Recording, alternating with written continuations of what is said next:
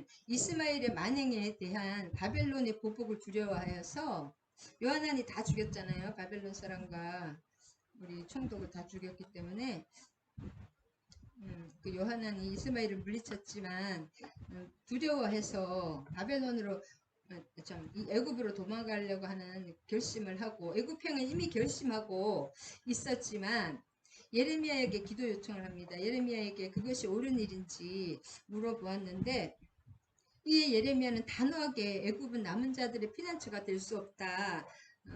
애굽에 가면은 거기도 하나님이 칼과 기근으로 친다. 그렇게 말씀하셨거든요. 그런데도 계속 이미 그 뭐랄까 결심을 하고 하나님께 기도를 하는 거예요. 이미 내 뜻을 정해놓고 기도하니까 오히려 자기들이 이미 그러니까 기도하는 것도 의미가 없는 거예요. 내 마음을 비우고 기도를 해야 되는데 이미 마음을 애굽행으로 정해놓고 기도를 하니까 아무리 얘기를 해도 안 들립니다. 그래서 그 애굽도 결국은 바벨론이 쳐들어와서 다 죽게 된 것입니다. 할렐루야. 할렐루야가 아니죠. 하나님의 음성이 하나님의 음성을 듣기 위해서 우리가 기도를 하잖아요. 하나님의 뜻을 알기 위해서. 근데 내 뜻을 정해놓고 하기 때문에 그 말씀으로 그것이 다 속는 것입니다. 말씀으로 속는 것입니다. 할렐루야.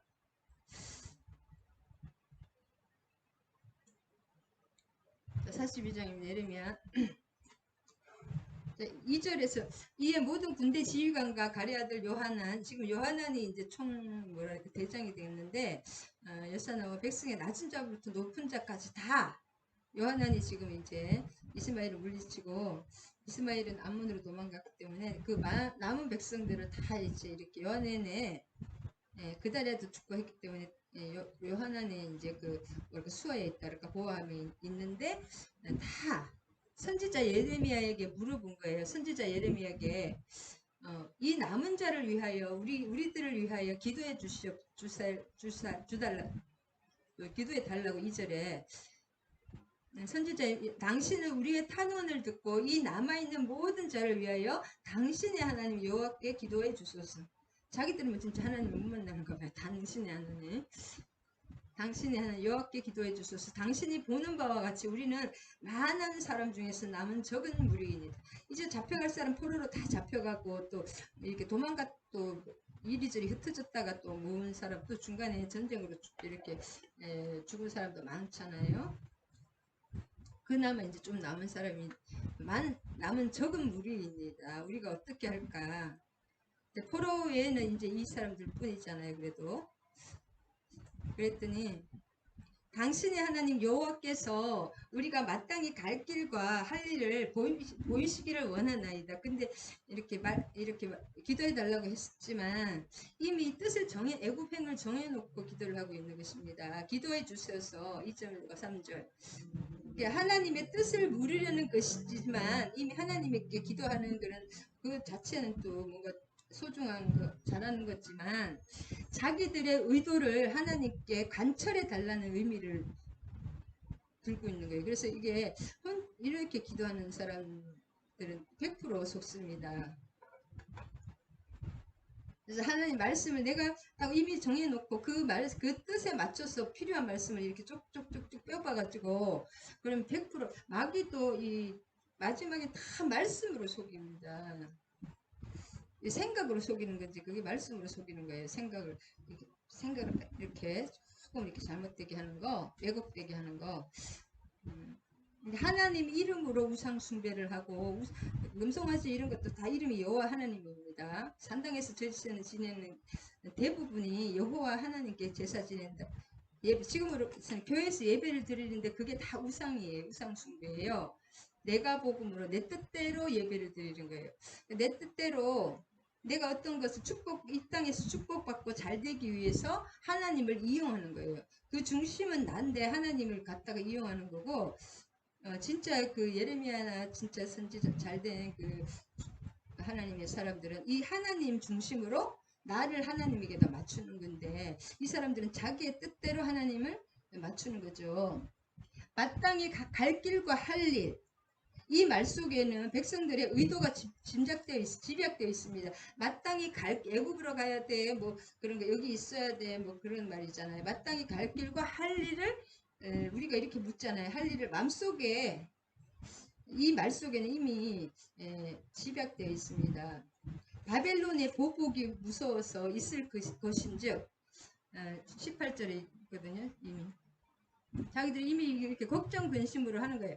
만군의 여호와께서 이와 같이 나의 노여움과 너희가 가증함과 논란과 저주가 치욕거리라. 너희가 다시는 이 땅을 보지 못하리라. 41장에 있거든요. 41장에 18절에 41장 18절에 41장인가요? 예, 41장입니다. 41장 18절에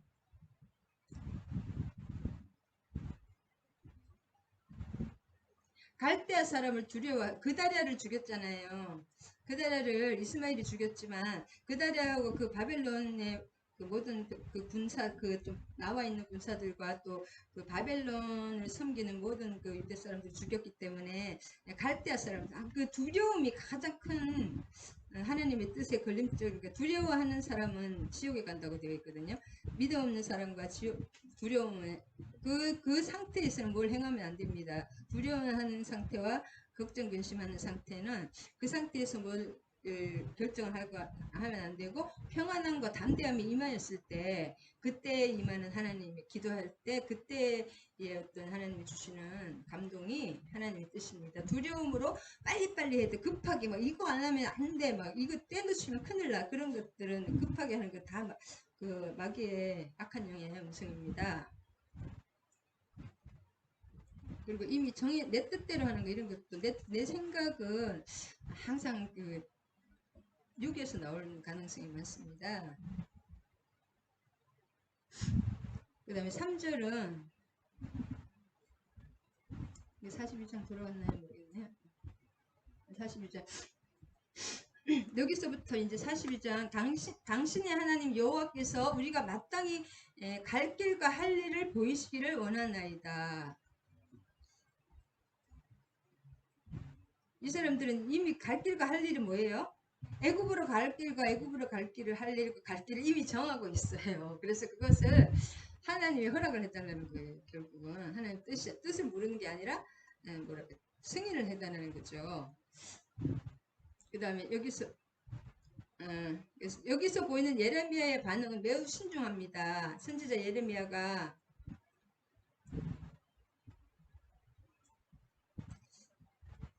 여기서 그냥 이렇게 말하는 게 아니라 계속 이거는 진짜 민족의 또 어떤 엄청난 그 중요한 일이고 이렇게 좀 큰 일일수록 기도를 더 확정을 하고 또 옆에 기도하시는 분 있잖아요. 진짜 믿을 만한 그 주의 하나님의 사람에게 기도를 부탁을 해가지고 이제 뜻을 알아야 됩니다.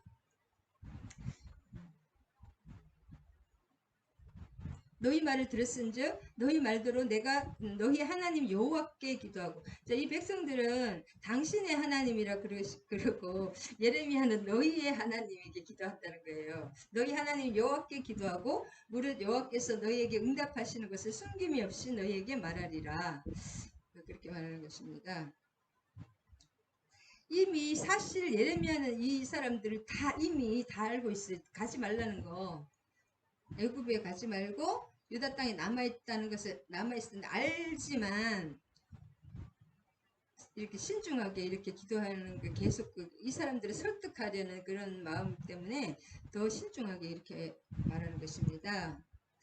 그 다음에 7절에서 17절을 보면 10일 후에 열흘 후에 이제 그래도 기도를 한 거죠. 하나님 이 사람들이 이렇게 말하는데 하나님 뜻을 알지만 다시 기도해 보는 것이 중요합니다. 그래서 열흘 후에 하나님의 음성이 들을 하나님의 말씀이 임하는 거 이게 중요합니다. 하나님이 임하고 하나님이 말씀이 임할 때 그것이 하나님 나라고 천국입니다. 할렐루야.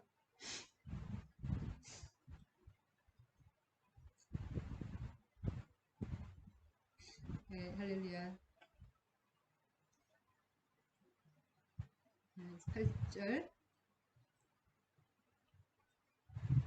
그래서 7절에서 17절까지 요약해 보면 하나님께서는 예레미야를 통하여 애굽 땅으로 가지 말라는 응답을 주셨잖아요. 그리고 유다 땅에서도 안전과 평안을 하나님이 주신다는 거예요. 여기서 이제 안전하게 바벨론이 공격하지 않게 하나님이 지키시는 것이, 여기에서 우리 성경을 보면 모든 나쁜 일도 하나님이 허락하시는 거예요. 그죠? 보면. 그리고 악한 자들을 심판하는 것도, 악한 자들을 이용하는 것도 하나님인 것 같아요. 그리고 유다 땅에서는 안전과 평안을 약속하셨거든요. 여기서 응답으로.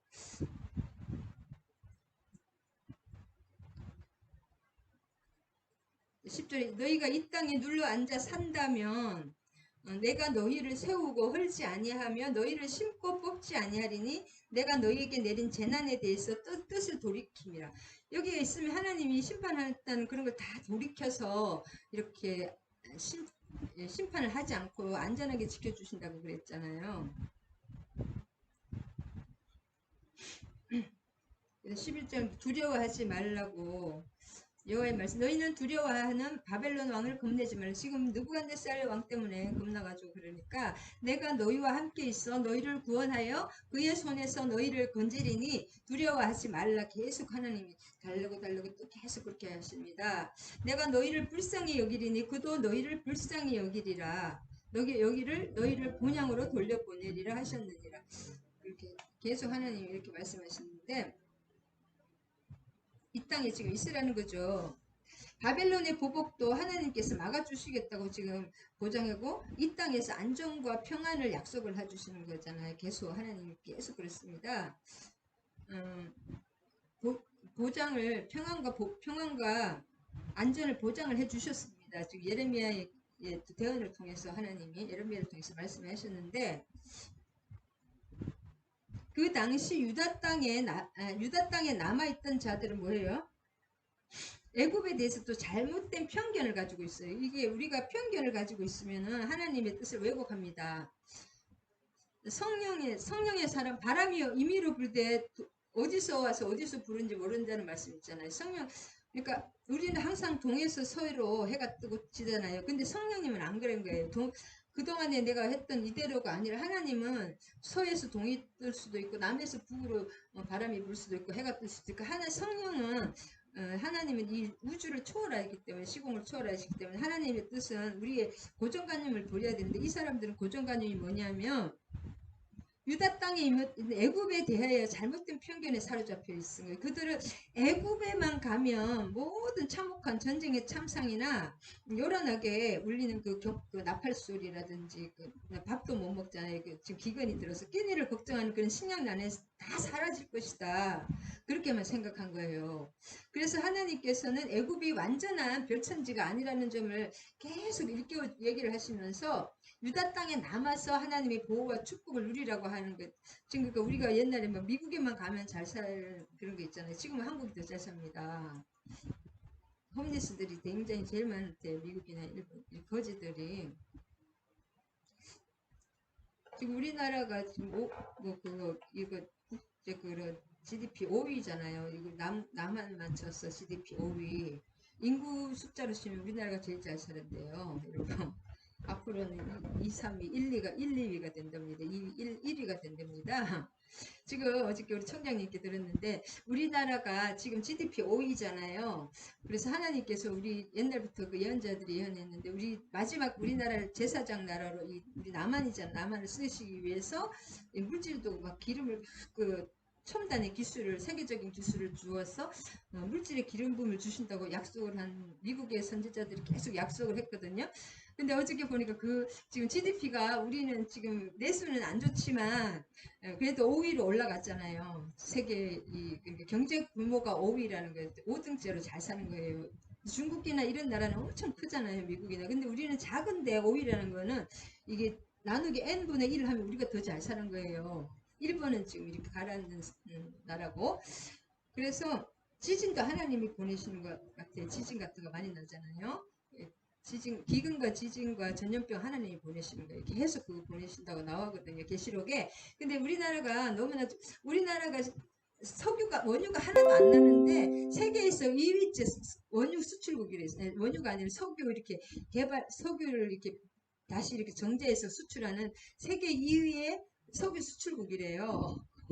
석유가 나는 게 아니라 원유를 수입을 해서 그것을 이렇게 가공해서 파는 게 세계 2위의 수출이 그렇게 많고, 그 다음에 그 커피 있잖아요. 커피도 커피 수출이 세계에서 2위래요. 우리가 맨날 커피 선적국이 아니잖아요. 커피가 우리나라 수입을 하는데 그 수입을 한 것을 다시 가공해서 수출을 하는데, 옛날에는 그 카카오 그 안에 그 프림이 소화가 안 되고 그게 몸에 굉장히 혈액에 들어가면 안 좋잖아요. 근데 요새는 우리나라 분유가 싸고 우유가 너무 싸니까 분유를 넣잖아요. 커피 프림에. 그래가지고 한국 그 커피가 뿔티나게 팔리고 기술이 좋아서 맛도 너무 좋고, 그뿐이겠습니까? 지금 우리나라가 어마어마하게 수출을 많이 하는 게 그게 머리가 좋고 이런 손재주도 있고 또 정직하잖아요. 우리나라 너무 열심히 하고. 그래서 어저께 그 소식을 들었습니다. 원유가 아니라 석유 가공 수출 2위 세계에서, 그 다음에 커피를 수입해서 커피 또 가공해서 수출하는 게 또 세계 2위래요. 그것뿐이겠습니까? 얼마나 우리나라 사람들이 하나님께서 축복을 주셨는지 또 열심히도 하지만, 하나님이 우리나라를 전 세계에서 제일 잘 산다고 만든다고 하시던데, 할렐루야. 그래서 우리 힘으로 우리가 보면 진짜 잘난 것도 하나도 없고 먼저 찢어지고, 외국 사람들이 보면 미안하단 말을 못한대요. 그게 그래서 그게 되게 이상하게 미개한 민족으로 하는데, 그때 하나님 축복해 주시면은 축복은 오는 것입니다.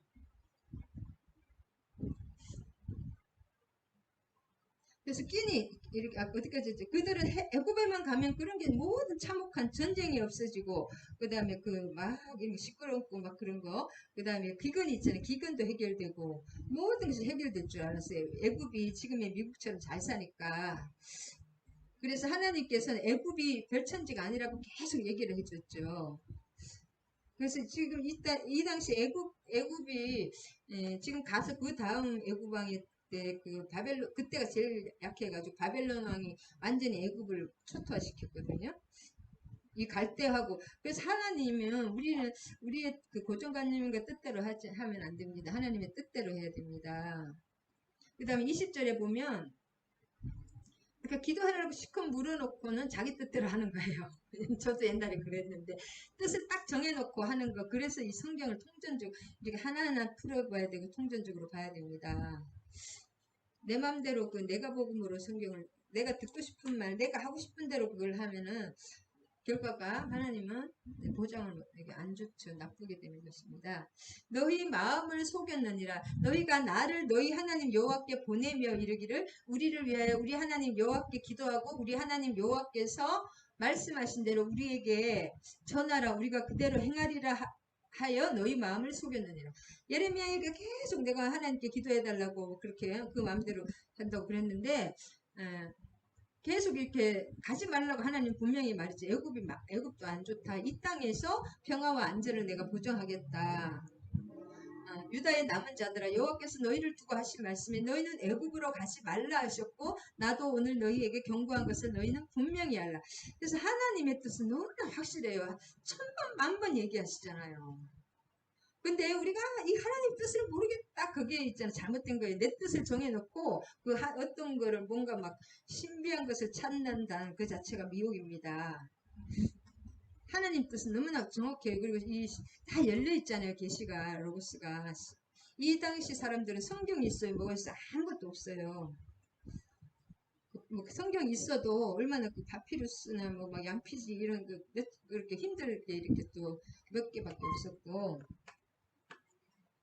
아멘, 아멘.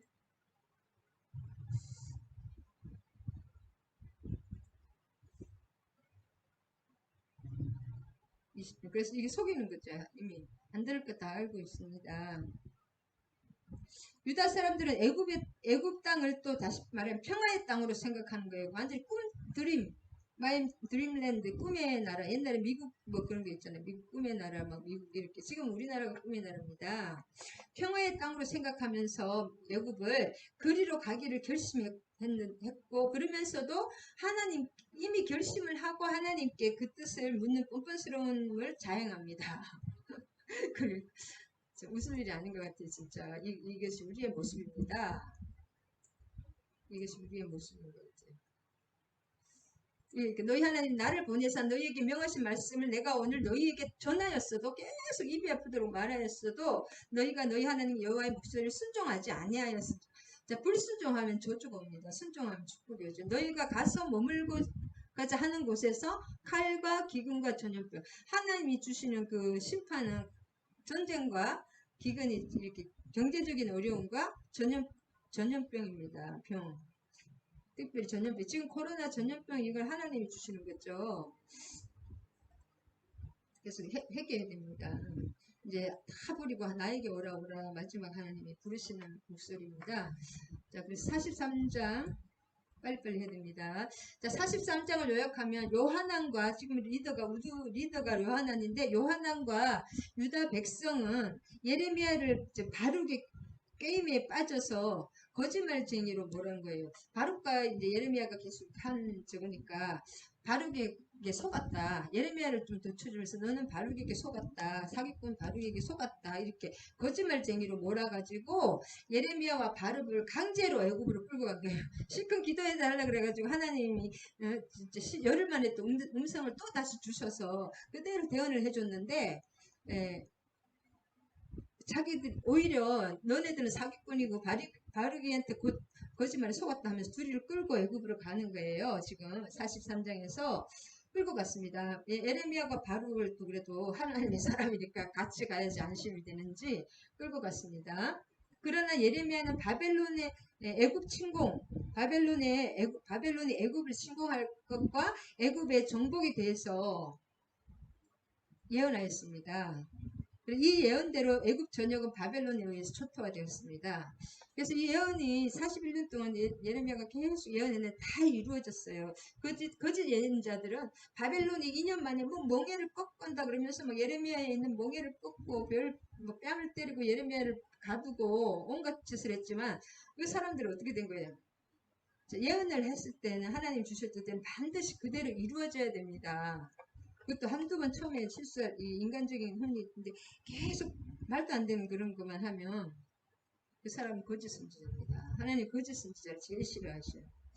자, 예레미야의 선포가 끝나자 1절에서 7절까지입니다. 예레미야가 모든 백성이 그들의 하나님 여호와의 말씀, 그 하나님 여호와께서 보내신 그 말씀을 다 말하기를 끝내신 거예요. 말하면 뭐합니까? 쇠기의 기념일기인데 기의 할례가 이미 자기 고집대로 이미 뜻은 정해져 있는데, 참 이것이 우리의 모습입니다. 그래서 예레미야의 선포가 끝나자 유다의 남은 자들은 이를 정면으로 거부한 거예요. 기도해달라고 했는데, 이미 마음을 정하고 기도를 했는데 자기 뜻대로 반대로 말을 하잖아요. 애굽에 가야 되는데 애굽에 가지 말라고 하니까 오히려 거짓말쟁이로 모아서 애굽으로 끌고 갔습니다. 그들은 이미 애굽으로 피난할 것을 결정해 놓고 하나님의 뜻을 물었던 것입니다. 결국 그들은 자기들의 고집대로 애굽으로 갔을까요? 안 갔어요? 하나님은 강제로 하지 않습니다. 자유의지를 주기 때문에 지옥에 가면 울면서도 우리는 하나님을 DNA를 닮았기 때문에 아주 오염이 되어 있지만 자유자입니다. 우리가. 그래서 하나님이 그것을 꺾지 않으십니다. 애굽으로 도피해 갔습니다. 예레미야와 바룩도 강제로 또 끌려간 거예요. 그래서 애굽에서 예레미야가 죽습니다. 유다에서 죽는 것이 아니라. 그 다음에 8절에 다바네스에서 여호와의 말씀이 예레미야에게, 자세한 건 너무 자세하게 하지 않겠습니다. 45절까지 5장까지 해야 되니까. 자, 다바네스의 8장에서 13장까지 8절에서 13절까지 끝입니다. 8절에서 13절까지 예레미야에게 이제 말씀이 임하신 거죠. 여기 애굽입니다. 애굽에서 이름이 다바네스, 애굽 이름이죠. 강제로 애굽까지 끌려온 예레미야는 그 상징적인 행동을 통하여 지금 이게 무슨 예언이냐 하면은 정기 예언입니다. 예레미야의 그 삶을 통해서 예언하는 거예요. 같이 끌려다니고 막 이렇게 하면서 그것이 또 하나님이 예레미야에게 역사하시기 때문에 이런 것을 전기 예언이라 하거든요. 내 삶의 그 사람의 전기를 통해서 예언을 하시는 거예요. 하나님이. 그래서 강제로 끌려갔는데 바벨론의 그 행위 예언을 통해서 행동을 통해서 상징적인 그 행위 예언을 통해서 바벨론이 반드시 애굽을 침공하여서 정복할 것이라는 것을 이렇게 선언해 줍니다. 왜냐면 이 당시는 2600년 전이니까 지금 뭐라도 엄청 좀 미개한 거죠. 지금 우리로 생각하면 엄청난 게 우리 고조선 시대보다 그 정도 돼요. 2500년 전이면. 그죠? 우리 여기 사람들 왜 이럴까 하는데 굉장히 지금에 비하면 엄청나게 미개할 때입니다. 그러니까 이렇게 몸으로 해야 돼 알아듣는 거예요. 그리고 SNS가 있어요. 뭐 전화가 있겠어요. 2600년 전인데. 그래서 반드시 애굽이 정복당할 것이다. 그 얘기를 예언으로 몸으로 막 해주는 거고, 그다음에 전쟁과 기근을 피하여 유다인들이 애굽으로 왔으나 이곳에서도 역시 바벨론의 침공을 면할 수 없게 될 것이라는 예언인 거예요. 그러니까 하나님 말씀을 안 들으니까 아주 그 전쟁이 날 것만 따라다니는 거죠. 이 사람들은 가만히 있었으면 그렇게 평안하고 하나님이 다 지켜주셨을 텐데. 그 내용입니다. 지금 하나님 여기서 보면 하나님 자기의 뜻을 이미 정해놓고 기도는 엄청 합니다. 기도를 또 얼마나 많이 힘들게 했겠습니까? 열흘 동안에 또. 자, 44장입니다. 자, 계속 이게 장수가 짧아가지고 자, 44장 요약합니다. 자, 애굽의 멸망에 관한 예언입니다. 애굽에 있는 이미 이 사람들이 애굽으로 갔어요. 그 애굽에 있는 유다 사람들에게 또 하나님이 하시는 말씀이고 애굽이 멸망한다는 그 예언입니다. 예레미야는 우상 숭배야말로 유다 멸망의 직접적인 원인임을 분명하게 지적하고 있습니다. 그 다음에 여기 애굽의 우상을 숭배한 유다 백성들이 애굽과 더불어 멸망당할 것이라고 경고합니다. 그리고 애굽 왕 호브라의 죽음이 이 예언의 징표다. 하나님은 표적과 이사, 표적이라는 것은 어떤 표징, 징표, 어떤 표징을 또 하나님 주십니다. 믿는 자에게 이런 표적이 나타나니, 믿는 자에게 어떤 표징이 있어요. 우리에게도 다른 사람의 이렇게 표징이 있듯이 하나님께서 우리에게 어떤 징조와 사인을 주십니다. 어떤 뜻을 알게 하기 위해서 우리가 모르는 것뿐이지 어떤 사건이 일어나기 전에는 뭐 좋은 일도 15번의 그 전조증상이 있고 나쁜 일에는 뭐 70번의 전조증상이 있대요. 하루아침에 되는 게 아니에요. 하나님이 계속 경고하고 사인을 주십니다. 좋은 일이든 나쁜 일이든. 그래서 애굽 왕 바로 호브라가 죽는 것이 이것이 징표 사인입니다. 하나님의 예언이 이루어진다는 사인이라고 또 얘기를 했어요. 예레미야가. 자, 1절에서 10절. 애굽 땅에 사는 이제 애굽으로 다 옮겨왔습니다. 요한왕과 함께 모든 유다 사람 곧 믹돌과 다바네스와 녹과 바드로스 지방에 사는 자에 대해서 예레미야에게 임하니라. 재난을 보았느니라.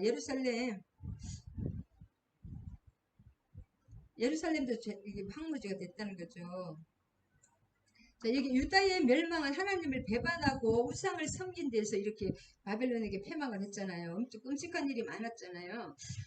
근데 애굽에서 피신해온 유다인들 역시 이곳에서 우상 숭배에 몰두했기 때문에 애굽은 유다 땅보다 우상 숭배의 유혹이 더 많았습니다. 애굽은. 그래서 하나님은 애굽 땅을 끝까지 막았어요. 보면은 막 하늘의 여왕, 우리가 하늘의 여왕 계속 하늘의 여왕에게 분양하거든요. 자세한 거는 유성이니까 그냥 이렇게 그냥 지나가겠습니다.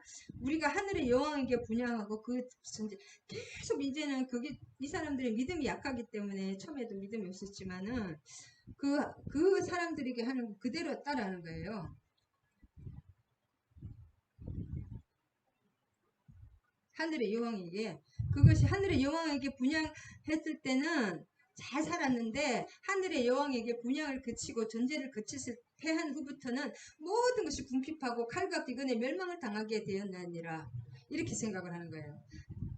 우상을 안 섬기니까 이 하늘의 여왕을 안 섬기니까 자기들에게 이런 그게 왔다 거꾸로 생각하는 거예요. 이제 마귀에 완전히 사로잡힌 거죠.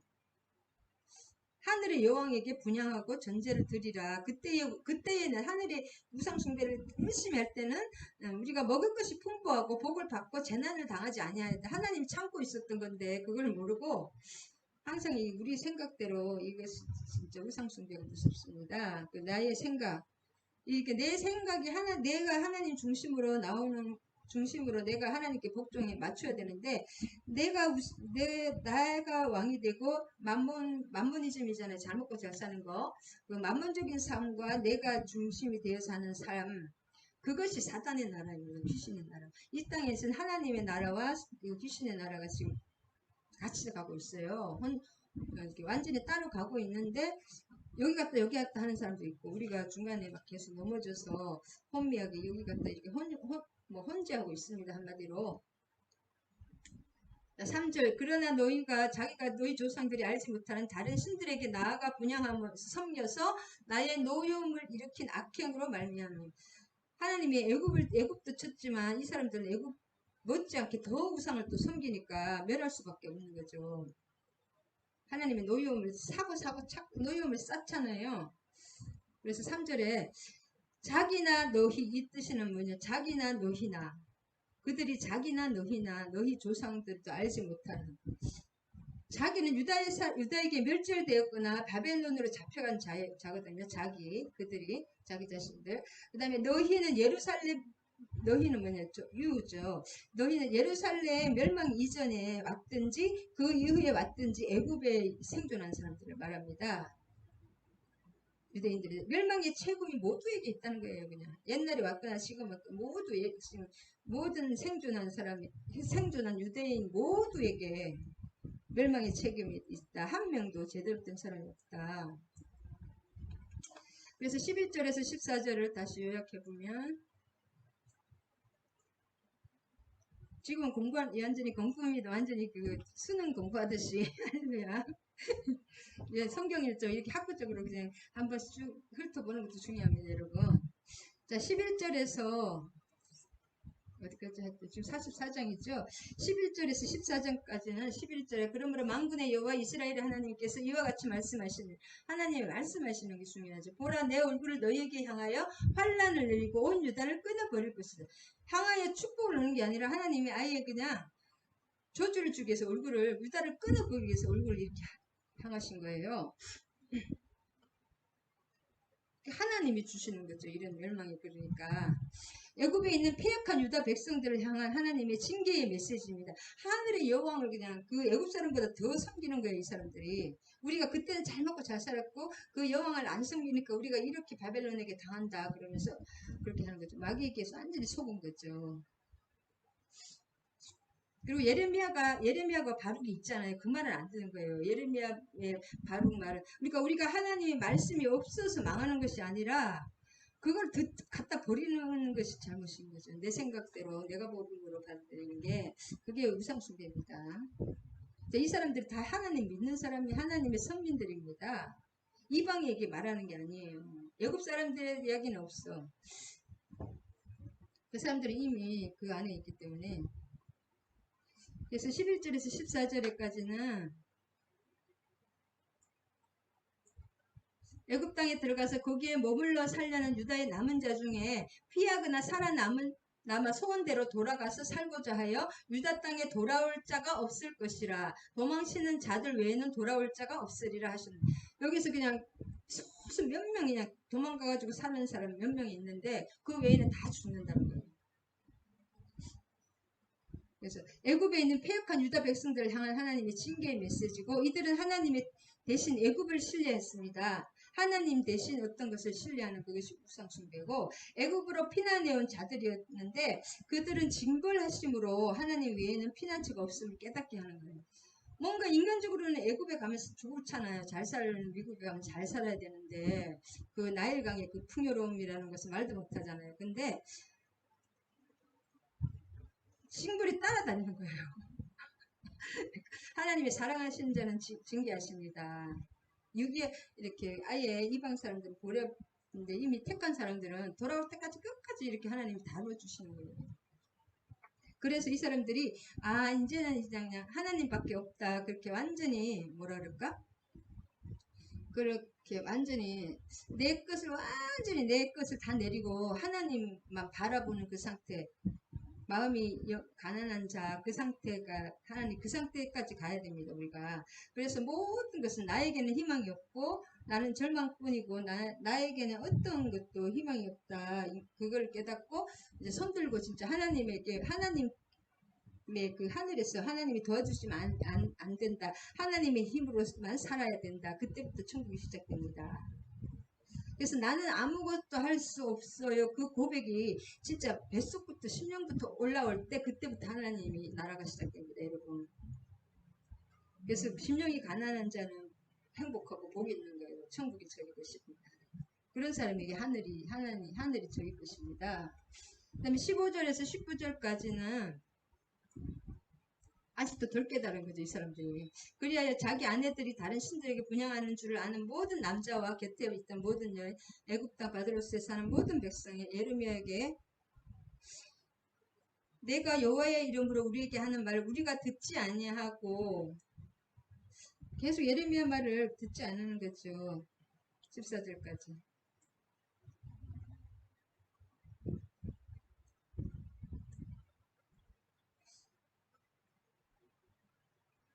15절에서 19절까지는 15절 19절까지 애굽 땅에 거하는 유다 사람들은 애굽에 있지만 유다 사람들이 하나님을 말씀을 거부하고 그들이 오랫동안 선교한 우상을 계속 숭배하겠다고 선언을 합니다. 아예 그냥 선언을 해요. 그들은 어리석게도 예루살렘의 멸망이 요시아의 종교 개혁으로 우상을 버렸기 때문이라고 생각을 하는 거예요. 요시아가 종교개혁으로 그 우상들 다 때려 부셨는데 그때부터 이 예루살렘이 멸망이 시작됐다고 생각하는 거예요. 그러니까 똑같은 상황을 봐도 뭐랄까 제대로 못 보는 거죠. 기도와 하나님의 그 말씀과 그러는 것이 없이는 말씀은 있어도 버리는 거예요. 내 속에 왜냐면 내가 그 만몬적인 삶과 내가 왕이 되어 있으면 이런 형태가 나옵니다. 하나님을 이용하려고만 하기 때문에 내 뜻대로만 하는 거예요. 내 뜻대로 하시고요. 예레미야는 20장에서 이제 마무리합니다. 그래서 이 사람들은 요시아가 그 종교개혁해서 그게 잘못됐다고 생각하는 거예요. 우상을 그때부터 우상을 완전히 버렸기 때문에 이렇게 자기들이 망했다고 생각을 하는 거예요. 그러니까 똑같은 상황도 이렇게 반대로 해석이 된다니까요. 마귀적인 그런 어둠에서는 20절에서 23절까지는 예레미야가 남은 이 모든 백성에게 또 예레미야는 끊임없이 얘기합니다. 여호와께서 너희 악행과 가증한 행위를 더 참을 수 없으므로 너희 땅이 오늘과 같이 황폐하게 놀램과 저주거리가 되어 주인이 없게 되었나니 이 우상 숭배 때문에 이렇게 됐는데 그걸 깨달지 못한다는 거죠. 예레미야는 유다의 멸망의 원인을 밝히는 것이에요. 그 원인은 요시아의 종교 개혁이 아니라 그들이 우상을 완전히 버리지 않아서 그렇게 우상이 조금 누룩처럼 번져가지고 나중에 온갖 우상을 받아들였지. 그렇기 때문이라는 것을 분명하게 말합니다. 그럼 이 사람들이 받아들일까요? 안 받아들일까요? 내 생각이 너무 꽉 차 있으면 절대로 하나님이 임할 수가 없습니다. 그래서 파란만장했던 24절에서 28절 예레미야가 모든 백성과 함께 모든 여인에게 말하되 애굽 땅에 사는 모든 유다 사람들의 여호와의 말씀을 들으라. 좋은 내용일까요? 28절에는 그런즉 칼을 피한 소수의 사람이 이 사람들이 이제 다 애굽에 뭐 칼과 기근과 모든 사람이 애굽에 있는 유다 모든 사람이 칼과 기근과 뭐예요? 기근에 망하여 멸절되리라. 그런즉 칼을 피한 소수 칼이 전쟁이 있죠. 지금 이 칼이 뭐냐면은 바벨론이 쳐들어옵니다. 그래서 완전히 망합니다. 이제 애굽이 그 전쟁을 피한 소수의 사람이 이리저리 또 몇 명은 살아남겠죠. 애굽 땅에서 나와 유다 땅으로 돌아오리니 애굽 땅에 들어가서 거기에 머물러 사는 유다의 모든 남은 자가 내 말과 그들의 말 가운데 누구의 말이 진리인지 알지라. 지금은 이제 너희가 막 예레미야와 바룩을 거짓말한다고 막 몰아치잖아요. 근데 너희들이 이제 완전히 바벨론에 멸망이 되고 몇 명만 도망쳐서 한두 소수의 사람이 유다로 도망갔을 때 그때 내 말 누구의 말이 진실인지 알 수 있으리라 그렇게 말하는 거예요. 무슨 뜻인지 알겠죠?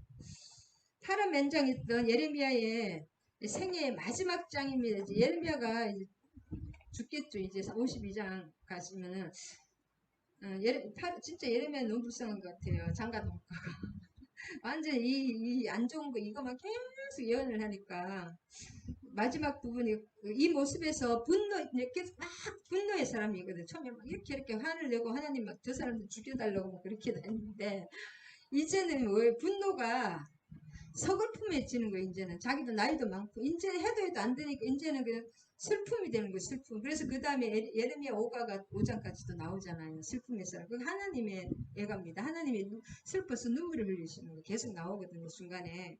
예레미야의 마음이지만 하나님 마음하고 똑같습니다. 하나님이 눈물을 흘리시는 거고요. 그는 마지막 순간까지 그래서 비록 자기가 일부러 온 거는 끌려왔기는 하지만 마지막 순간까지 애굽까지 끌려왔지만 그는 마지막 순간까지 그곳에 남아있는 유다 사람들의 그 자들과 생사를 같이 하는 마음으로 계속 같이 해왔습니다. 그러나 그들에게는 도저히 소망이 없는 거예요. 그 하늘 여왕을 더 섬겨야 된다는 거예요. 그렇게 얘기를 해도 그들이 냉소적이고 무서운 저주를 선포해버리는 거예요. 자기가 하는 게 하나님이죠. 하나님이 하는 거죠. 정신을 못 차리면 차릴 때까지 하나님 이렇게 고난으로 돌리십니다. 그래서 29장 9절과 30장 여호와의 말씀이니라 하나님의 말씀. 내가 이곳에서 너희를 벌할 표징이 이것이니라. 내가 너희에게 재난을 내리리라 한 말이 반드시 이루어질 것을 그것으로 알게 되리라. 보라 내가 유다의 시드기야 왕을 그의 원수 그의 생명을 찾는 바벨론의 느부갓네살의 손에 넘길 것 같이 애굽의 왕 호브라 왕을 그의 원수의 손 그 생명을 찾는 자들의 손에 넘겨주리라. 여호와의 그래서 이와 같이 말씀하십니다. 지금 하나님이 그 심판한다는 그 사인을 뭐냐면 호브라 왕이 죽는다는 거예요. 예레미야는 애굽 왕 호브라의 죽음에 대해서 이제 언급하는 저주의 성취예요. 저주가 이루어지는 거예요. 하나님의 심판이. 징표가 그 저주의 징표가 호브라 왕이 죽는다는 거예요. 애굽의 멀쩡한 바로가 죽는다는 겁니다. 그래서 애굽 왕 호브라는 주전 570년에 내란 때 그의 정적들에게 살해됩니다. 바벨론이 살해되는 게 아니라 이 계속 나라에서 내란이 많았어요. 그러니까 또 쉽게 망했죠. 근데 그의 대를 잃은 아마시스 7세 때 바벨론에게 완전히 애굽을 완전히 망했어요. 휩쓸어가지고 완전히 없어진 건 아니고 조금 남아. 지금도 이제 이집트가 남아있죠. 그래서 이 사건은 하나님 대신 애굽을 의지하려는 것이 얼마나 헛된 일인가를 가르쳐 주는 것입니다. 그래서 인간적으로 내가 이게 맞는 것 같아 거기서 다 아니라는 거예요. 그 하나님의 뜻대로 우리가 눈에 보이지 않는 그 영의 것을 다 봐야 됩니다. 하나님의 뜻대로 순종하지 않으면은 순종하면 축복이요 순종치 않으면 저주가 나온다는 걸 명심해야 됩니다. 그 다음에 45장 여기까지 하겠습니다. 45장은 바룩에 대한 얘기인데 바룩도 참 불쌍해요. 바룩도 굉장히 집안이 좋은 사람이거든요. 바룩은 예레미야의 친구이자 제자예요. 제자이면서 이렇게 좀 나이 차이가 많이 나진 않았는지 친구이며 제자요 또 서기관으로서 이렇게 굉장히 이렇게 뭐랄까 엘리트죠. 예레미야를 대신하여 하나님의 메시지를 계속 선포하기도 하고 계속 대피를 해줬습니다. 이게 다 예레미야가 적은 게 아니라 서기관 바룩이 적은 거예요. 그러나 그 예레미야의 예언들을 계속 기록하면서 뭐예요? 좋은 일이에요. 나라가 망한다.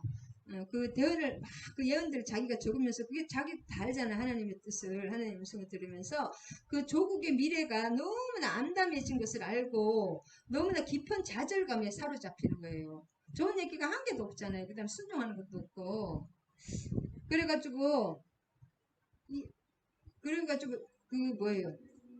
나라가 망하고 그런 것도 좋지만 자기의 미래도 없는 거예요. 아직도 한창인데 한창 좀 꿈을 펼치고 집안이 굉장히 좋거든요. 이 바룩이 집안도 좋고 모든 것이 이렇게 엘리트고 하나님이 또 신실하게 사모하는 그런 귀한 인재인데 자기의 나라가 망하니까 자기의 꿈도 없는 거예요. 나라 망한 사람이 무슨 꿈이 있겠습니까? 나라가 다 잡혀서 포로가 죽는데 일터가 있어야지 일을 하지. 섬길 때가 있어야지 섬기를 하잖아요. 그렇잖아요. 그래가지고 바룩이 심한 좌절에 빠져가지고 그렇게 막 그런 모습을 그걸 이제 하나님이 바룩에게 얘기를 하는 거예요. 예레미야를 통해서. 그래서 45장 1절에 보면 여호야김 넷째입니다. 이때는 시드기야 때 이미 망할 때 그때가 아니라 시드기야 때가 아니라 여호야김 때 여호야김 4년에 605년이거든요. 주전 605년에 갈그미스 전쟁에서 애굽이 바벨론에게 패했습니다. 그때부터 이제 서슬 지기 시작했죠. 그 다음에 애굽의 영향력 아래 있던 유다의 운명이 굉장히 위기에 처합니다. 왜냐하면 친애굽이었기 때문에 애굽을 의지하고 있었기 때문에 굉장히 위험한 그런 상황이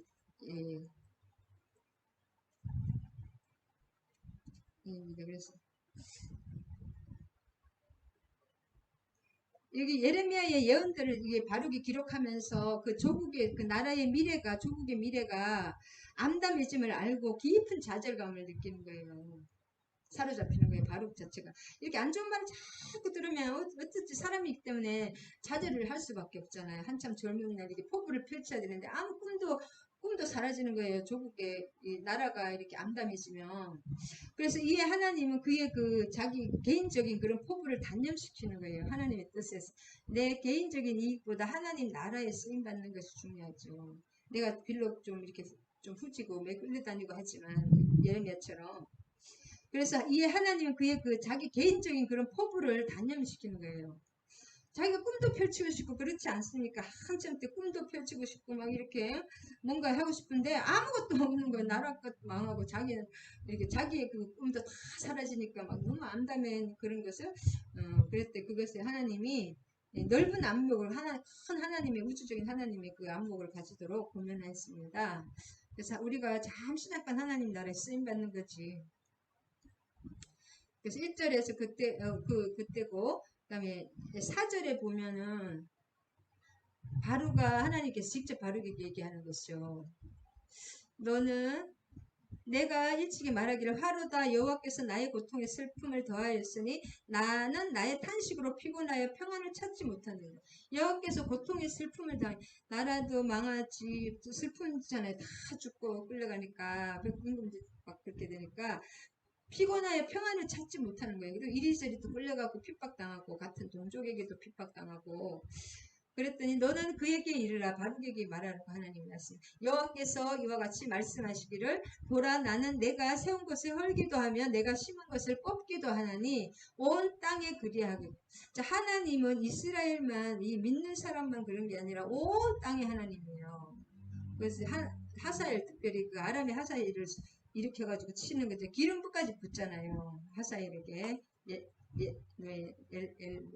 엘리사가 하나님이 김정은도 기름부 세운 겁니다. 하긴도 하나님이 쓰셔요. 올리고 우리나라를 지금 정신 차리게 하는 거예요. 하여튼 하나님 뜻은 우리는 모르지만 하나님 다 뜻대로 계획대로 움직이고 계십니다. 그래서 너가 바룩이죠. 바룩이 너가 너를 위하여 큰 일을 찾느냐. 자기가 일도 하고 싶은 거 아니에요. 계속 망해가지고 이렇게 지질해가지고 막 매일 도망 다니고 그렇게 막 안 좋은 것만 사람들한테 얘기하고 안 좋은 일만 당하고 안 좋은 일만 하는데 그런 포부가 있었던 거예요. 그 큰 일을 찾느냐. 그것을 찾지 말라. 왜냐하면 개인적인 이제 그거는 아무 소용이 없는 거예요. 나라가 망하니까. 그걸 찾지 말라. 너의 꿈을 버리라는 거예요. 개인적인 꿈을 버리라. 보라 내가 모든 육체의 재난을 내리리라. 왜냐하면 하나님이 지금 여기 나라가 심판을 받으면 나도 그 심판 안에 들어갑니다. 믿는 사람, 잘 믿는 사람도.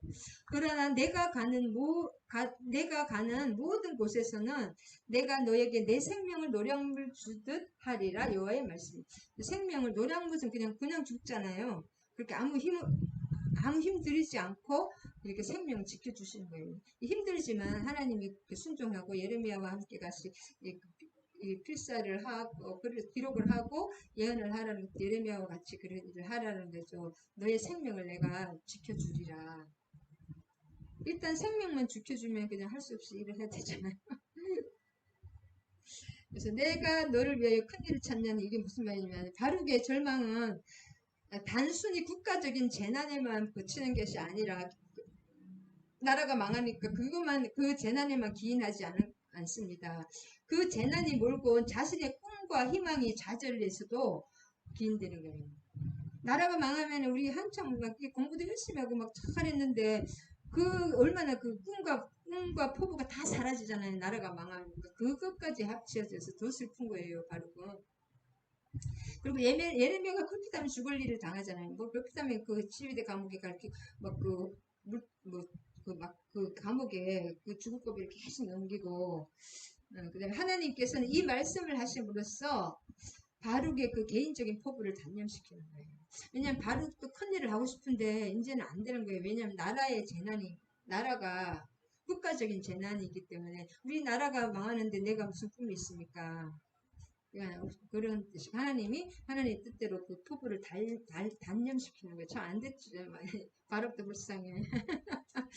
그렇죠. 하나님께 쓰임 받고 이 예레미야서와 왕하를 바룩이 많이 기록했습니다. 예레미야는 다 바룩이 거의 다 기록했고 왕하도 바룩이 기록했을 것 같아요. 예레미야가 썼으니까. 할렐루야 감사합니다. 주님 오늘 또 42장부터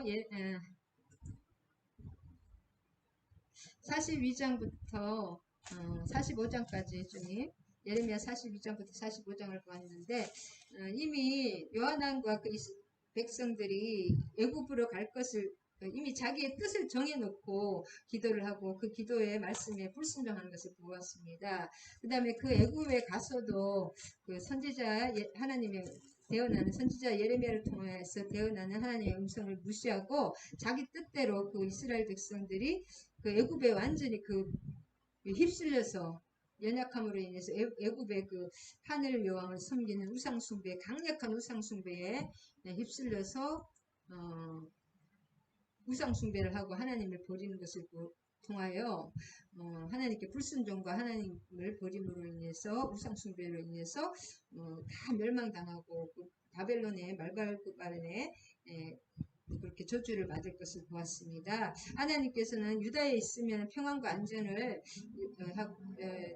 안전을 약속하셨고 하나님께서 잘 이렇게 보살펴 주신다고 하셨지만 그것은 자기들의 걱정 근심에 따라서 자기들의 생각에 따라서 잘 먹고 잘 산다는 그런 생각하에 애굽으로 가서 이렇게 하는 우리 그 조상들의 그 실패한 그 믿음의 조상들을 바라보면서 우리가 이것을 타산지석으로 내 삶에 가져와서 우리가 내 뜻대로 하나님을 항상 이용하는 것이 아니라 하나님 중심으로 내가 하나님 뜻에 맞춰서 살고 하나님께 뜻에 순종하는 우리 지체들이 되게 하여 주실 주님을 찬양합니다. 아멘. 말씀을 내가 복음으로 받아들이지 않고 또 통전적으로 말씀이 항상 확증을 받고 나아가는 귀한 저와 지체들 되게 해 주시옵소서. 지금 이제 말씀이 없이 나가시는 분들 중에 계속 이렇게 미혹의 영에 자기 생각에 그렇게 항상 그걸 하나님 음성이라고 듣는 분들이 참 많은데 주님 아버지 모든 그런 것 깨닫게 해 주시고 성령이 강력하게 역사해 주시옵소서. 말씀에 뿌리 박는 그 말씀을 믿고 그 말씀대로 기도하며 나아가는 우리 지체들이 되게 해 주실 줄을 찬양합니다. 모든 말씀 예수 그리스도의 이름 받들어 기도드립니다. 아멘. 할렐루야. 그래서 말씀에 뿌리가 없으면 참 잘못되는 것 참 너무너무 안타까운 것을 많이 봅니다. 거의 무당처럼 계속 그렇게 되는 거예요. 기독교 무당, 예수 무당이 그렇게 많대요. 우리나라에 여자들 목사님 중에 예수 무당. 그러고 있잖아요. 예수 무당처럼 또 묻는 사람이 많아. 저한테도 그렇게 묻는 사람이 참 짜증나. 예수 무당은 안 됩니다, 여러분. 말씀으로 뿌리 박지 않으면서 예수 무당 때는 조심해. 마지막 때는 또 거짓 선지자들이 활개를 치고 또 이렇게 미혹의 영이 발악을 하기 때문에 말씀의 뿌리 이게 우리처럼 차근차근하게 말씀을 하는 게 참 중요합니다. 너무 감사해요, 저는. 그래서 너무 감사해요. 말씀을 주시는 것. 아까 또 잠깐 내가 이렇게 살짝 빌몽사문간에 막 이렇게 잠깐 절었는데 성령님께서 이렇게 영광이 하여튼 이렇게 말할 수 없는 그런 거 있잖아요. 황홀경에 구름 속에 막 이렇게 열리는 거 있잖아요. 이렇게 이다인이라고 하실라 우리 총장님. 하여튼 하나님이 함께 하시는 그 사인이 너무나 중요합니다. 말씀으로 함께 하십니다. 하나님은 주기도문으로 마무리하겠습니다. 하늘에 계신 우리 아버지, 아버지의 이름을 거룩하게 하시며 아버지의 나라가 오게 하시며 아버지의 뜻이 하늘에서와 같이 땅에서도 이루어지게 하소서. 오늘 우리에게 일용할 양식을 주시고 우리가 우리에게 잘못한 사람을 용서하여 준 것 같이 우리 죄를 용서하여 주시고 우리를 시험에 빠지지 않게 하시고 악에서 구하소서. 나라와 권능과 영광이 영원히 아버지의 것입니다. 아멘 아멘 할렐루야. 주님 찬양합니다. 축도하심으로 예배 마치겠습니다. 계속 기도하시기 바랍니다. 이제는 우리 주 예수 그리스도의 한량없는 은혜와 하나님 아버지의 극진하신 사랑과 성령님 강력한 사랑의 역사하심이 이제로 우리 이 나라 또 이민족 위에 우리 모든 지체들과 우리 정소희 목사 위에 이제부터 영원히 함께 하실 것을 강력히 축원하옵나이다. 아멘 아멘 할렐루야. 사랑하고 축복합니다.